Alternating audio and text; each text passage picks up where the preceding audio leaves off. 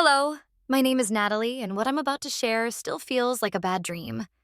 I spent years working saving and planning for my MBA only to wake up one morning and find out the money was gone. Not stolen by strangers, but by my own parents. They used it to buy my sister her dream house. And the worst part, they didn't even bother to tell me. Your tuition deposit has not been received. That one sentence shattered 3 years of planning.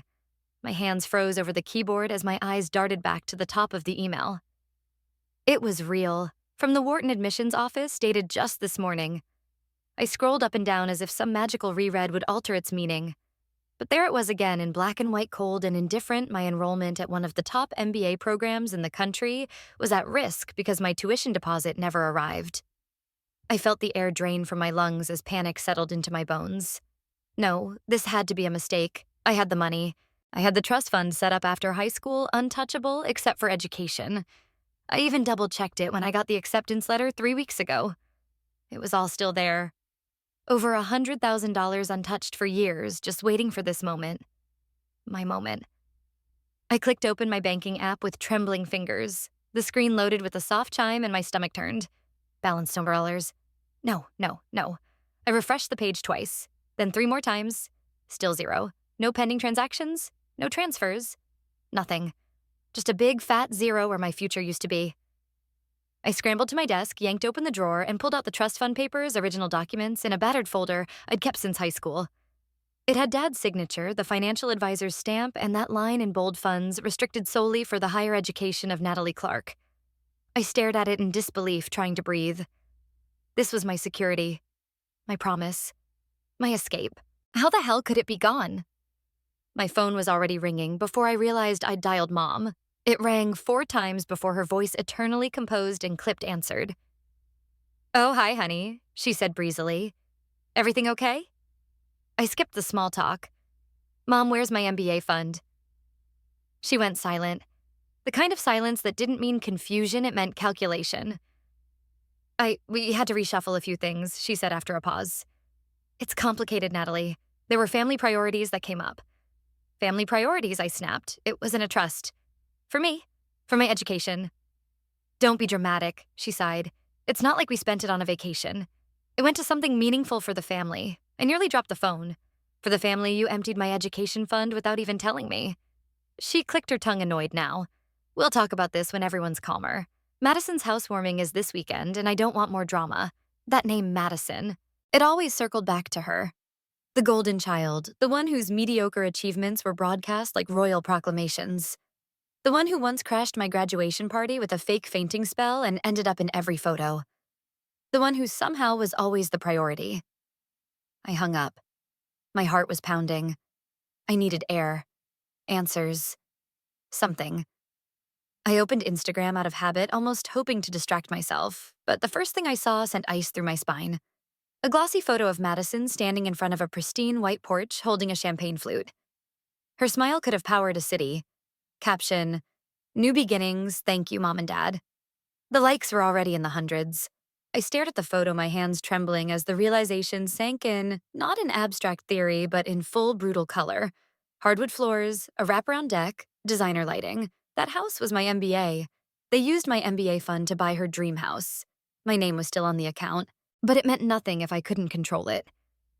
I sat cross-legged on my floor, surrounded by a mess of manila folders and old legal documents, the yellowed edges whispering stories I hadn't paid attention to when I should have.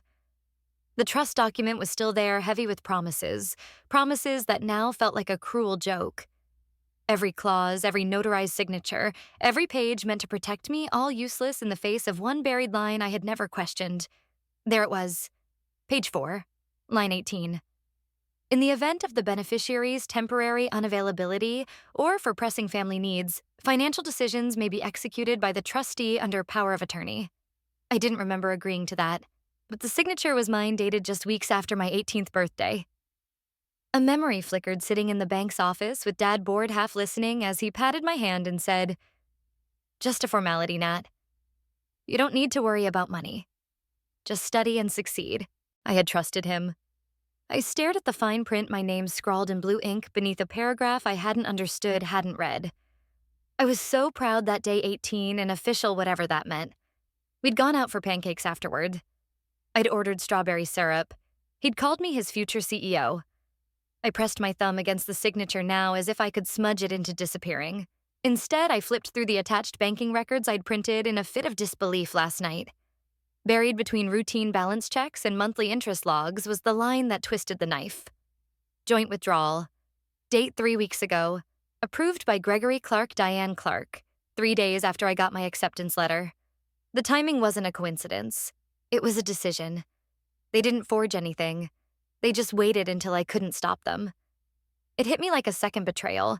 Not just the money, not just the secrecy, but the fact that they'd planned this. Waited until everything was lined up so they could gut my future and mask it as a family favor. I played the voicemail from Dad again, as if listening to his voice might change the meaning of the words. His tone was calm, almost affectionate, the same voice he used when reminding me to rotate my car tires. Hey, sweetheart. I know this is a lot right now, but you'll understand one day. We all have to make sacrifices. Madison's home is something the whole family can enjoy. You'll see. Sacrifices. For a sunroom and a granite kitchen island, I wanted to scream. Or cry. But instead I grabbed a highlighter and began marking everything the line about family needs the note on fiduciary discretion, the withdrawal date, the power of attorney clause. I was building a case now, even if only in my mind. If they wanted to play legal, so would I. My laptop pinged softly. I had left the MBA portal open, half hoping an administrator would email again with some resolution. But it wasn't from them. My eyes drifted to the spam folder where a new message blinked in bold. Subject: You're not the first they did this to. No sender name, just an anonymous email address with a string of numbers. I hesitated, unsure if this was some phishing scam, but the subject line hooked me by the throat. I clicked. Inside was a single sentence. If you're Natalie Clark, I know what they did. It happened to me too. I stared at the screen, adrenaline prickling my arms. The message was unsigned. No links, no demands, just that line waiting. I looked back at the joint withdrawal form, my signature from years ago, and the silent betrayal stitched into every line of legal language. They didn't forge anything. They didn't need to. They counted on me not looking, on me trusting, on me obeying. But now, someone else knew. A message appears in her spam inbox. You're not the first they did this to. I thought I had taken everything when I moved out, but I left behind the one thing that meant the most. It was a small lamp with a faded blue shade and a ceramic base shaped like an owl. Grandma gave it to me when I was 10, saying, "Every smart girl needs a wise friend to study with." I had rolled my eyes at the pun, but I placed it on my desk like a sacred object. Every night through middle school and high school, I'd switch it on before I opened a book. Its warm light made even the dullest math homework feel manageable. Now, sitting on my futon in this one-bedroom apartment in Cincinnati, I stared at a grainy photo on my phone. The lamp was sitting on the dresser in the background of a family picture Madison had posted just last week. I hadn't noticed it at first. My focus had been on the wide staircase, the shiny floors, the designer wallpaper things my stolen MBA fund had bought. But now the lamp crooked and a little dusty pulled all the air out of the room. That was mine. And somehow it had ended up in her new house like everything else. I tapped the photo to zoom in. There was no doubt about it. The same little crack on the owl's ear. The same uneven paint stroke from when I tried to customize it in 7th grade with Grandma's nail polish. How did it get there? I must have left it behind when I moved to college. It had probably sat in the attic or the back of a closet for years, and now it was displayed in Madison's bedroom like it belonged. I dropped the phone onto the couch and stood pacing. My mind slipped back to a day I hadn't thought of in years, the afternoon I won the district science fair. I'd been so proud holding that oversized ribbon and the flimsy certificate. I'd come home glowing, eager to show Mom. Madison had been sitting on the kitchen counter, swinging her legs, eating a popsicle. I remember Mom smiling at me, but then turning to Madison and saying, "Your sister's really smart. You should let her help you with your homework sometime." No congratulations. No, I'm proud of you. Just a redirection. It wasn't the only time. Praise always had an expiry date when it came to me. It would appear for a moment, then reroute toward Madison, the prettier one, the more sensitive one, the one Mom called our little light. I was the one who got good grades, never broke curfew, and made honor roll. But I was also the one expected to keep quiet when Madison cried. Back then, I thought maybe that was what love looked like, and our house being invisible for the greater good. Now I know it was just a pattern. I picked up my laptop and opened my email. I searched through old contacts until I found one I hadn't used in years. Elena Ford, my academic counselor back in undergrad. She had been sharp, no nonsense, but kind in a way that didn't feel performative. She once helped me challenge a professor's unfair grading policy, and I won. If there was anyone who'd help me now, or at least tell me I wasn't losing my mind, it would be her. I typed quickly. Hi, Professor Ford. I know it's been a while, but I could really use your guidance. Something's happened with my family that's affected my graduate plans. I'm not even sure how to explain it, but I think you might understand. Are you available for a quick meeting this week? I hit send and leaned back. My eyes drifted back to Madison's photo. She had just commented on it. I always knew this house would be mine. The words landed with a kind of precision only she could manage, just sharp enough to slice, but sweet enough to seem innocent to outsiders. She always knew, because she always got what she wanted. And I was the one who stepped aside. The one who gave up the lamp, the light, the silence. My inbox pinged. Elena's reply was short, efficient. Come by my office. I've seen this pattern before. The first betrayal is painful. The second confirms you were never safe. Elena's office hadn't changed much. Same old walnut desk, same orderly chaos of manila folders and annotated textbooks. But the woman behind it seemed somehow sharper than I remembered. Or maybe I was just seeing more clearly now. She gestured to the seat across from her and folded her hands. You said this was about your parents. I nodded, opening my laptop with hands that still shook when I thought too long about Madison's Instagram post.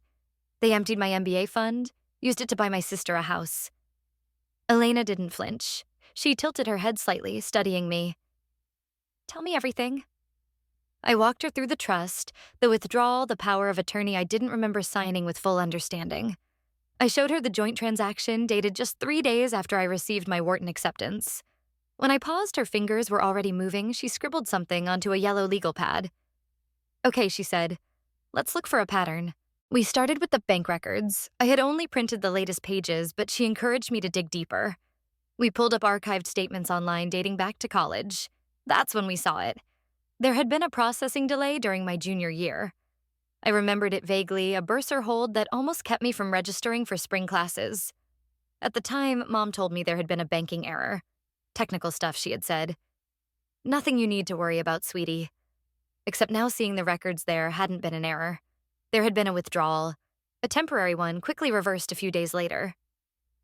That looks like a cash float, Elena said quietly. Someone needed a short-term loan.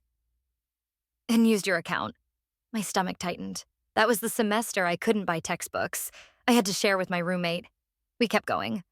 Health insurance forms from freshman year had my signature on them, except I hadn't been there to sign. I pulled up an old photo from that week. I was visiting my friend Lauren in Seattle. Meanwhile, according to the form, I had apparently signed a document in Ohio authorizing coverage for family expansion, whatever that meant. Elena leaned back in her chair. They've done this before. I shook my head. But that was years ago. I didn't know. I would have said something. Would you have, she asked, not unkindly. You told me once that your mom could make you feel guilty for asking for gas money. I looked down. She continued, this isn't one mistake. It's a financial pattern. Maybe even abuse. The word lingered like smoke. Abuse. I had never let that term form in my mind before it felt too dramatic, too big. But as Elena spoke, my chest filled with something sharp and unbearable. This is what they do, Natalie.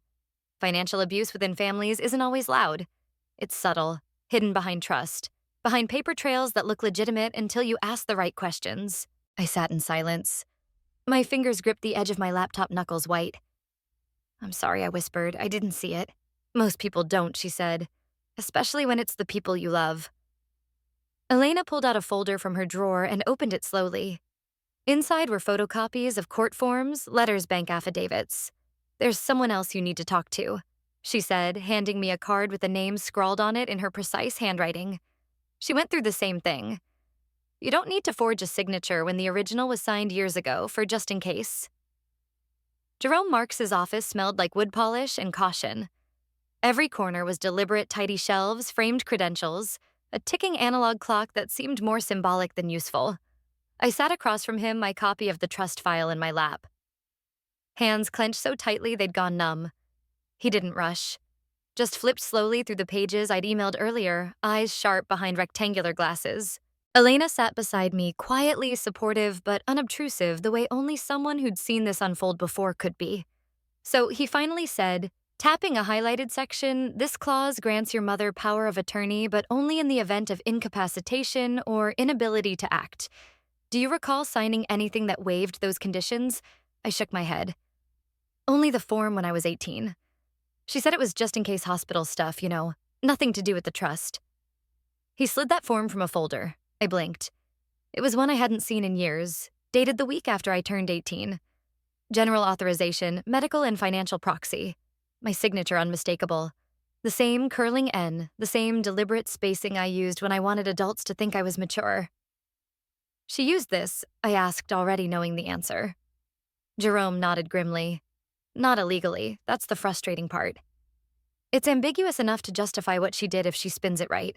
He tapped the trust's withdrawal logs. These two disbursements, timed within a week of your acceptance to Wharton, she coordinated both through a joint authorization form that included this signature as supporting ID. I felt my stomach turn. So, they didn't even need to fake it. No, he said. They just stockpiled your signature and weaponized it. The room felt smaller.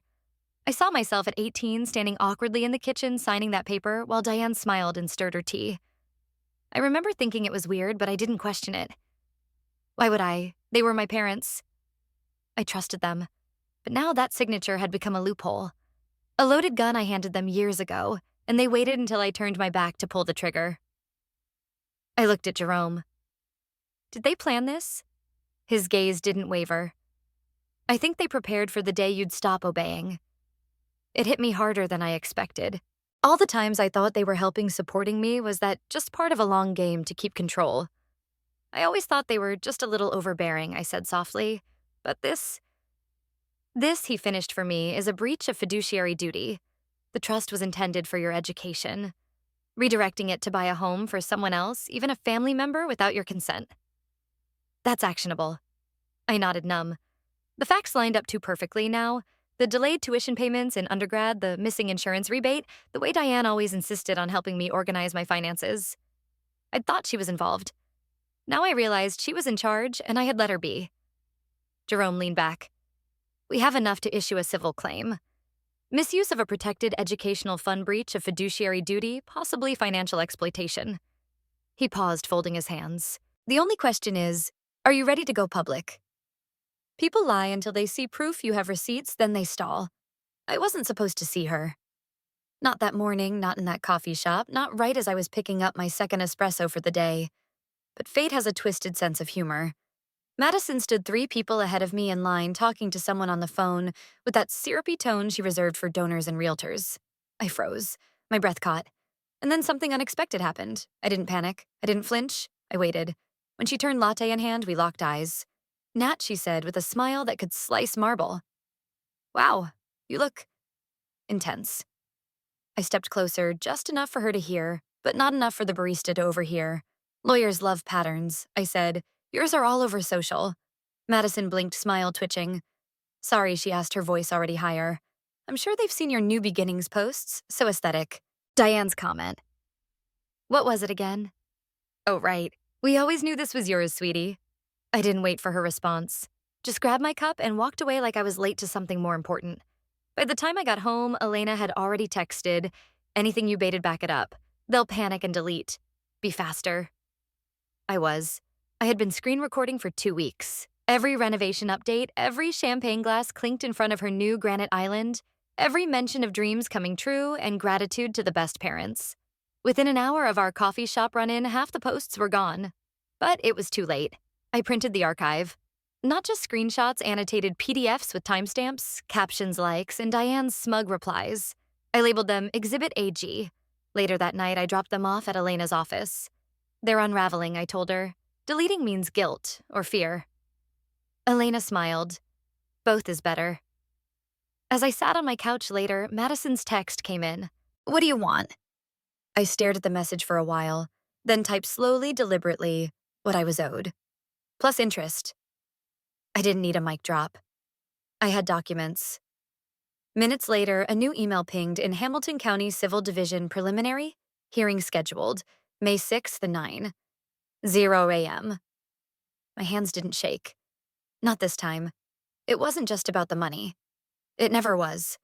I stood at the foot of the Clark driveway, unsure if I was breathing or just holding air in my lungs. The paint on the shutters had changed. The garden was freshly pruned Madison's touch, no doubt. But the brick under my shoes was the same path I used to rollerblade on when I was 9.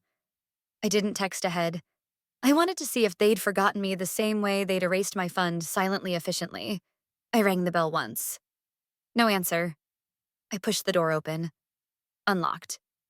In the hallway, Diane's voice called out, not startled, not warm, just mildly irritated. "Oh, you're early." I wasn't. She was dressed in one of those cream cashmere cardigans that always looked expensive but never seemed to wrinkle, holding a glass of something citrus.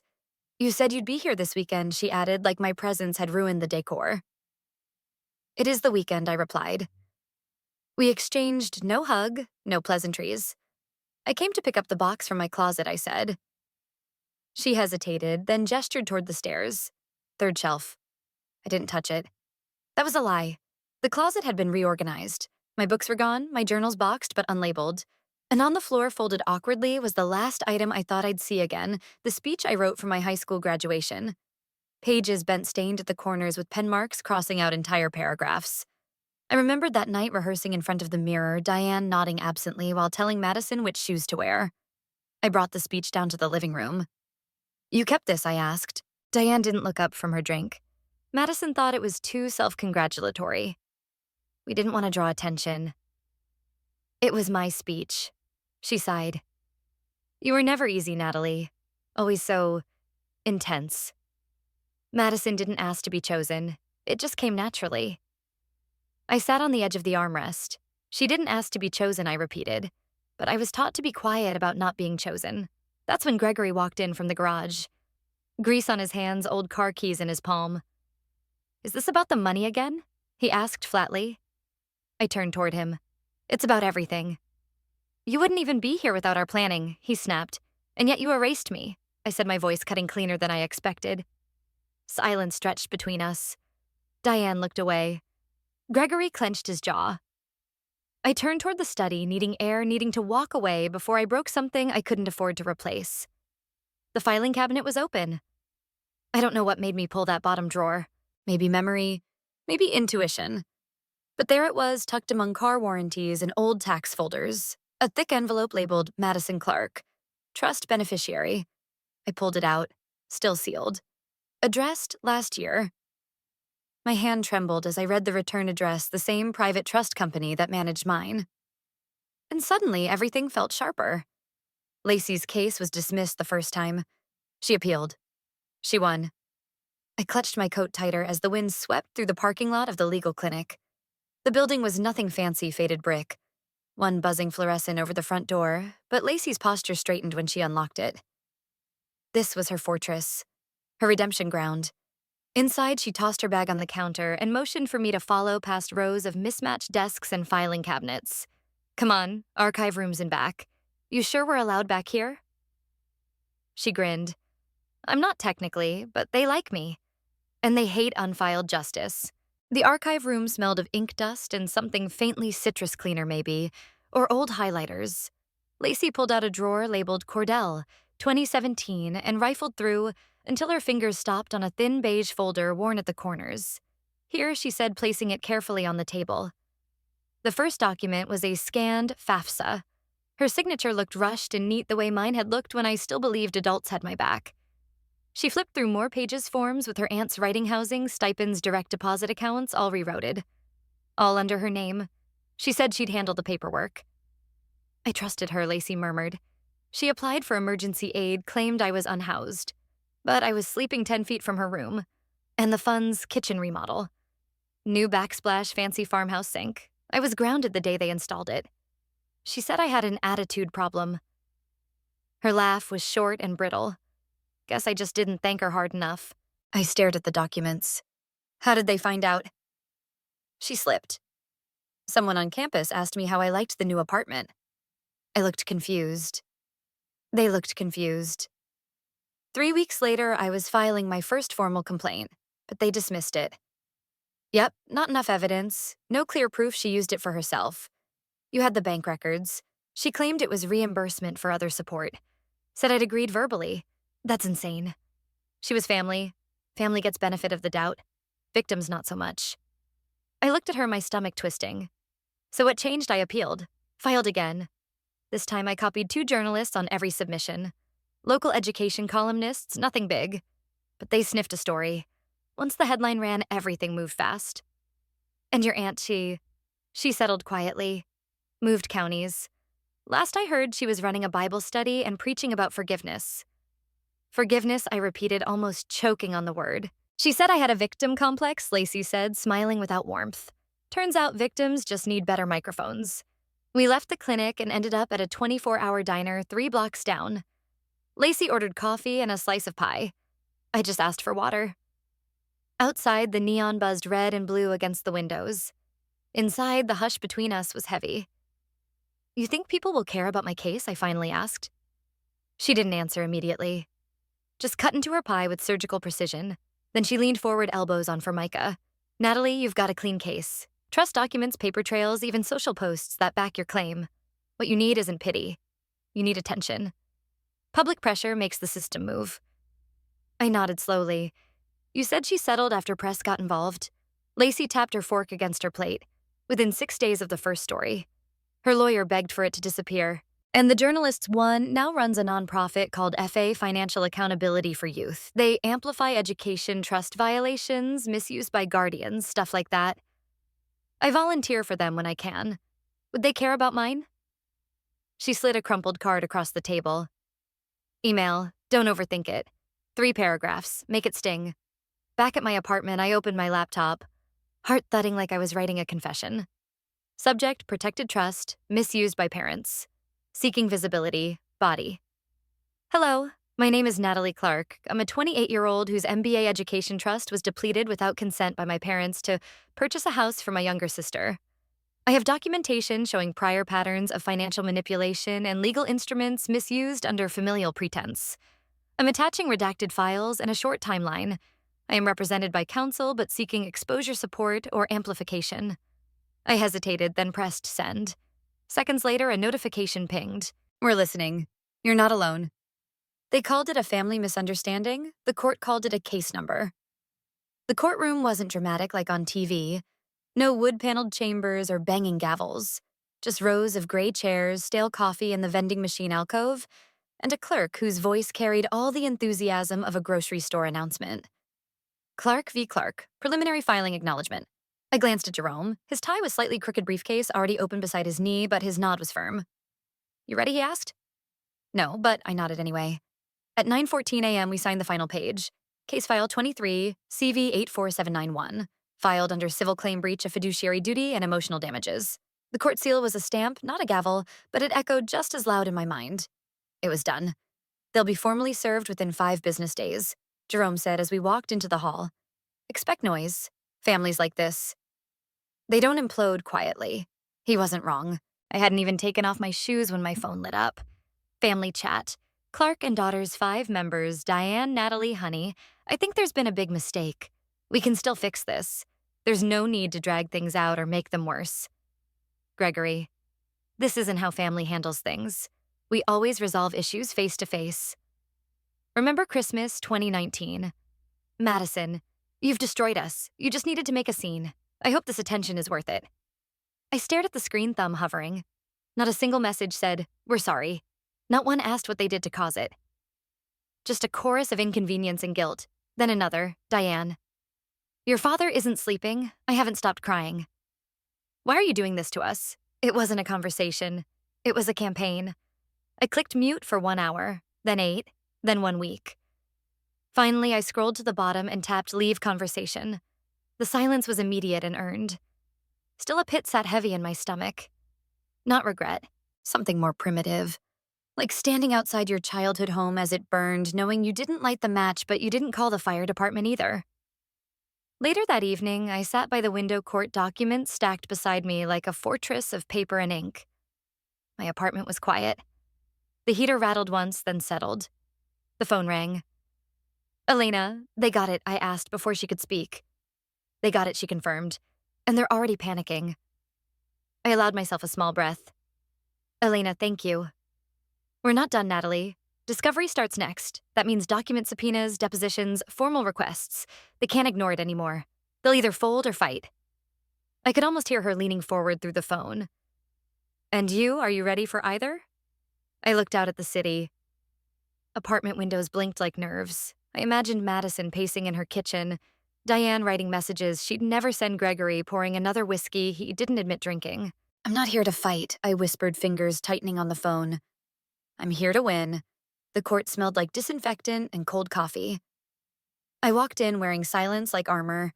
Hamilton County Civil Courtroom 5B. The walls were a muted taupe, the air buzzing with artificial chill.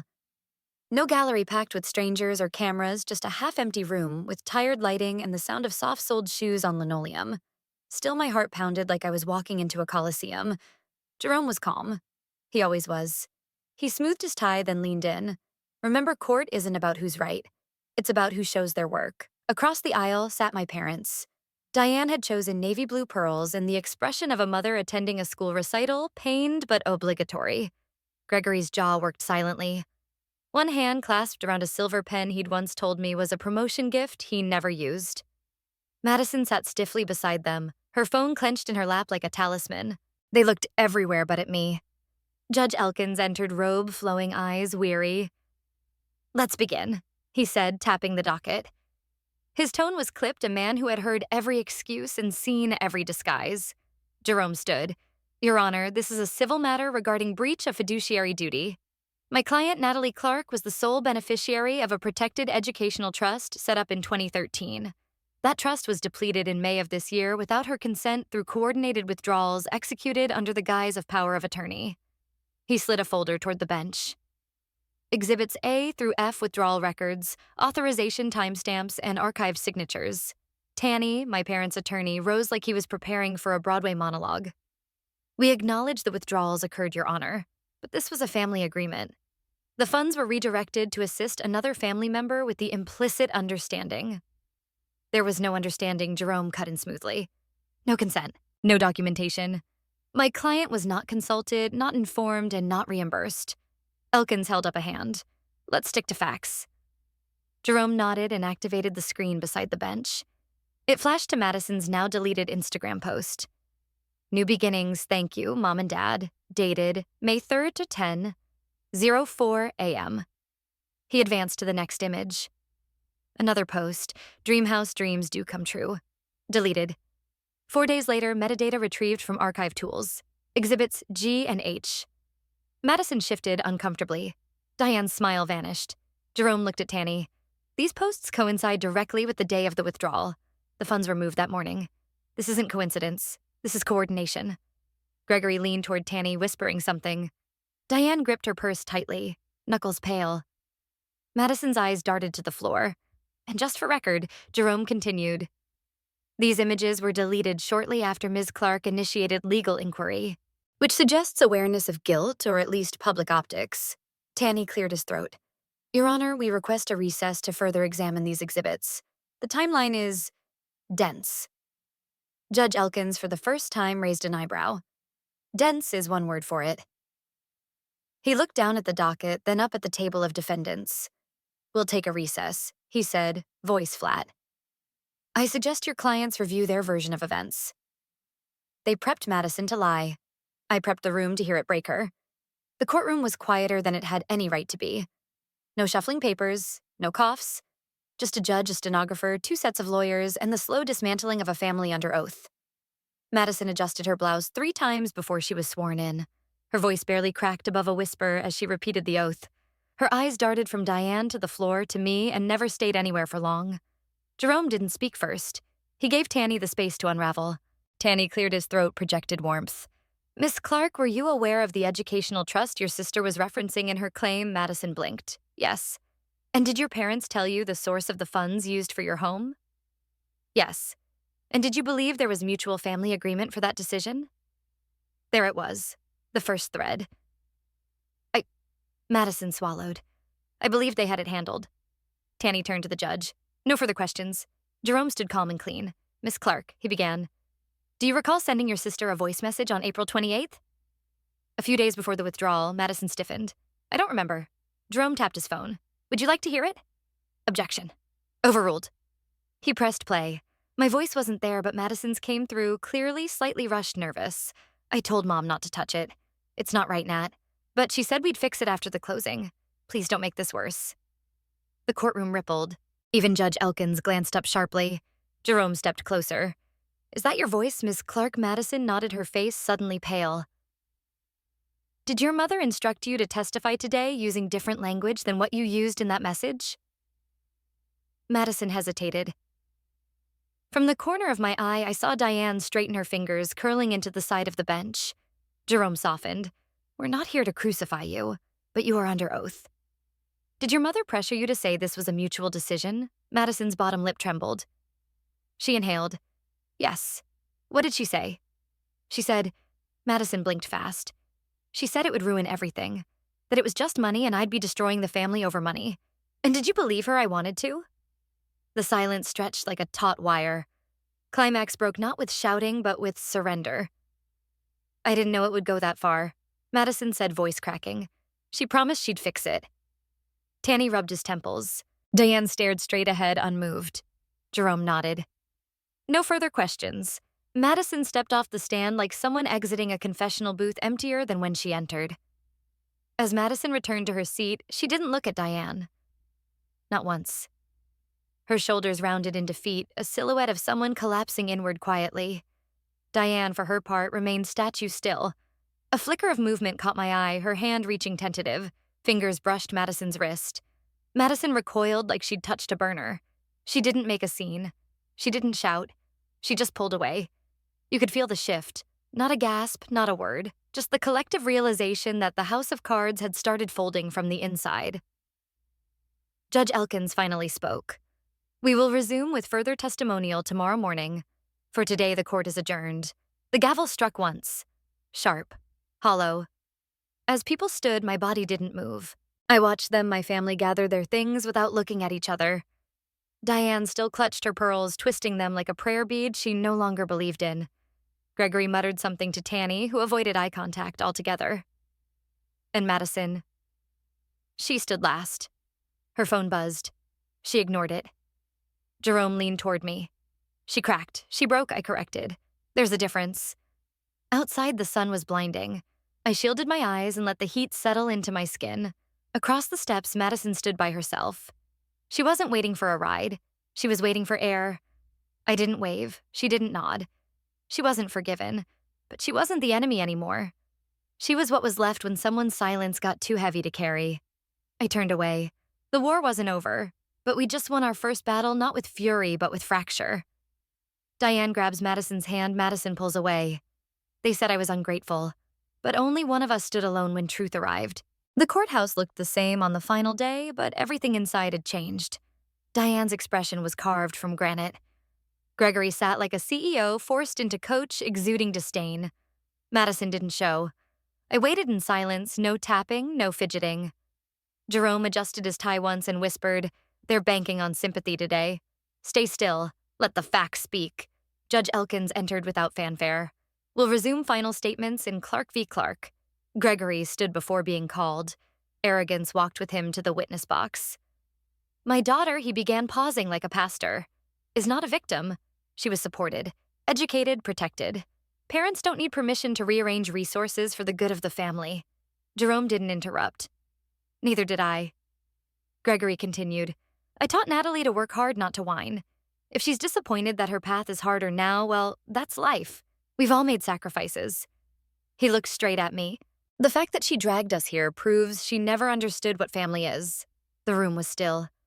Jerome stood walking with quiet purpose.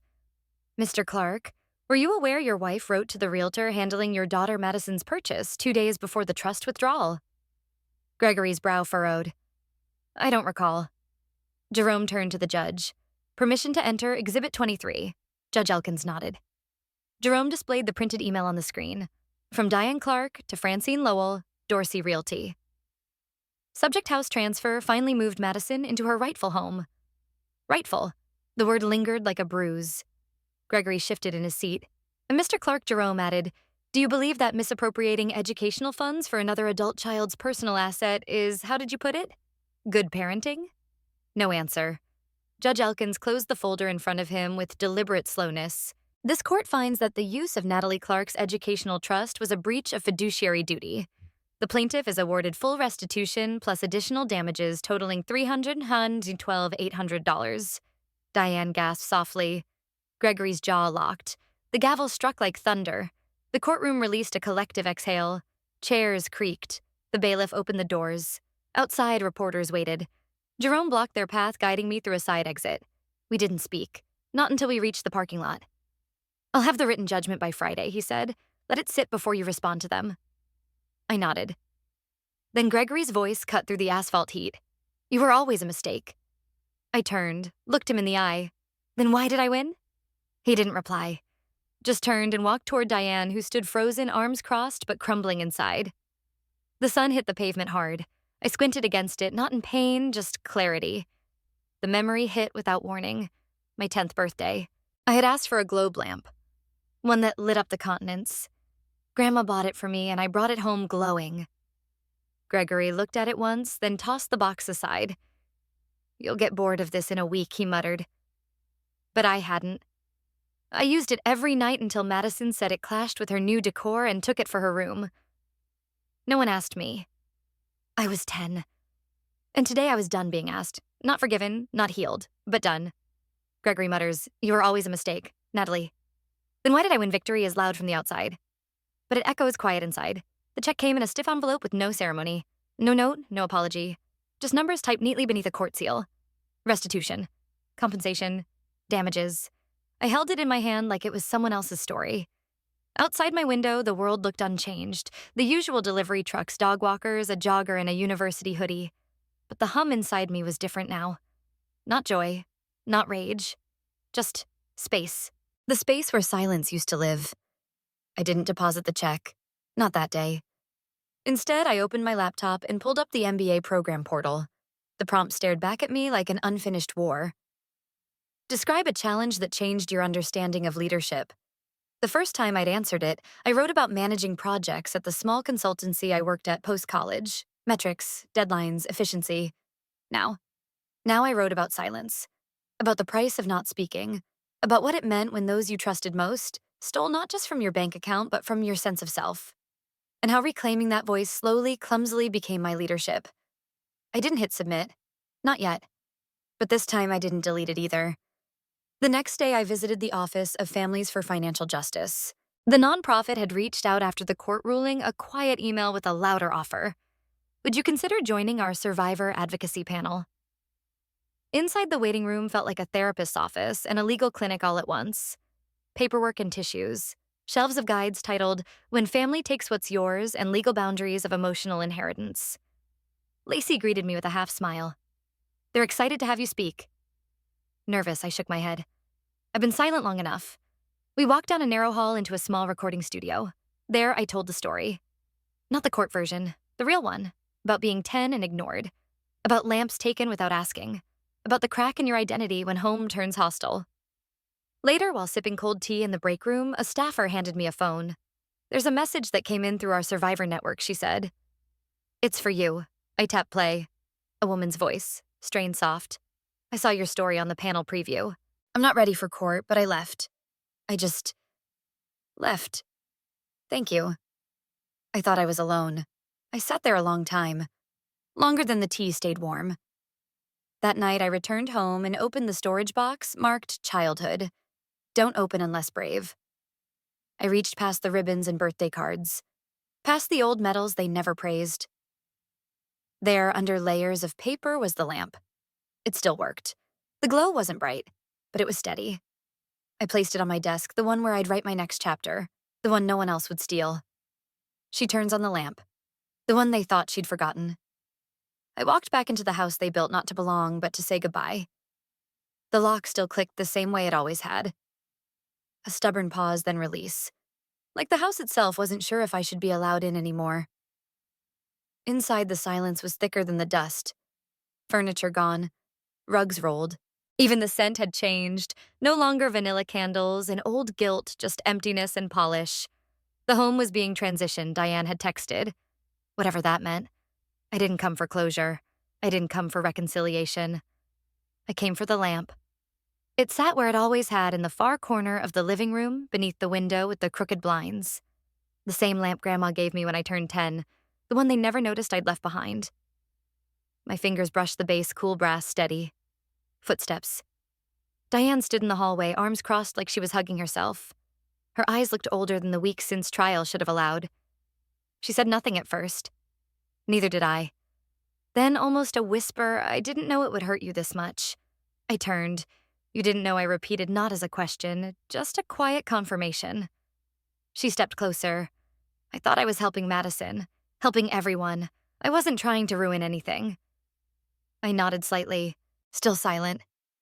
I'm sorry, Natalie, she said. For whatever it's worth. That was the thing about regret. It always arrived too late, dressed in softness after years of sharpness. I looked at her. This woman who raised me, who broke me, who taught me that silence keeps peace even when it erodes the soul. And I said nothing, because sometimes silence was the most honest word you could offer. I carried the lamp to the door. No shouting, no final speeches, just a breath deep full and then a step into sunlight. Outside, the sky was doing its best impression of spring. Air fresh, a little cold. I walked without direction until I found the park bench near the lake, the one where I used to read as a teenager pretending the world made sense. I sat down. The lamp rested beside me. From my bag, I pulled the notebook I'd started after the trial. No title on the cover, no structure, just lines and lines of things I'd needed to say. I flipped to a blank page and wrote, "Justice came late." But it came wearing my name. I didn't cry. My phone buzzed. A new notification. Wharton welcomes you to the incoming class of 2024. Justice didn't arrive with fanfare. It walked in quiet, bearing her name. What was stolen through trust and masked as love was reclaimed not by force, but by resolve. Like the final chord of a long-forgotten melody, truth echoed louder once the lies fell silent. When injustice is met with unwavering courage, even the deepest betrayal becomes a stepping stone to freedom. No wall of lies can stand forever against the tide of truth. If this story resonated with you, share and comment below. Type 1 if you felt seen. Type 2 if you think justice needs more than a verdict.